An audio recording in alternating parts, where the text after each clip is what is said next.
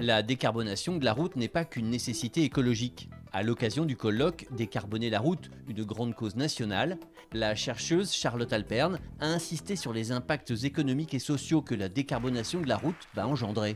Il y a un vrai débat sur les solutions aujourd'hui autour de la décarbonation de la route. Il y a beaucoup de gens qui pensent qu'avec des nouvelles technologies, avec de nouveaux véhicules, avec des matériaux plus performants, eh bien, nous arriverons à résoudre le problème. On sait néanmoins que la transformation qui est attendue aura des impacts à la fois sociaux, économiques, juridiques, organisationnels. Et c'est cette grosse base qu'il nous faut pouvoir travailler. Les solutions à mettre en œuvre pour décarboner la route vont impacter durablement l'économie et nos modes de vie.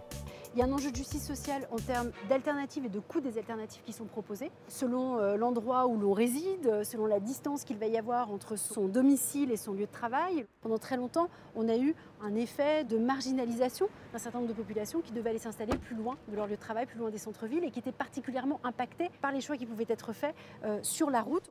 Il ne faudrait donc pas éluder cette question de l'inégalité des citoyens selon leur lieu de vie face à l'offre de mobilité.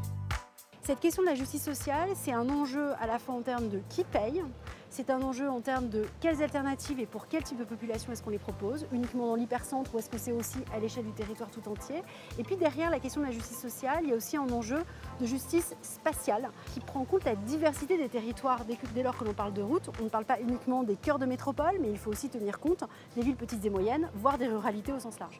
Avoir une vue globale sur tous les enjeux de la décarbonation de la route, c'est donc stratégique. D'autant que c'est un processus long qui engagera la société sur une cinquantaine d'années. La question de la gouvernance de ce processus de décarbonation, c'est de ne pas se projeter dans les 50 ans à venir à partir de nos contraintes d'aujourd'hui, mais plutôt de partir de l'objectif que l'on veut se donner dans 50 ans, et puis de revenir en arrière pour mettre en place des stratégies de mise en œuvre tous les 5-10 ans, sans nécessairement perdre de vue cet objectif de long terme.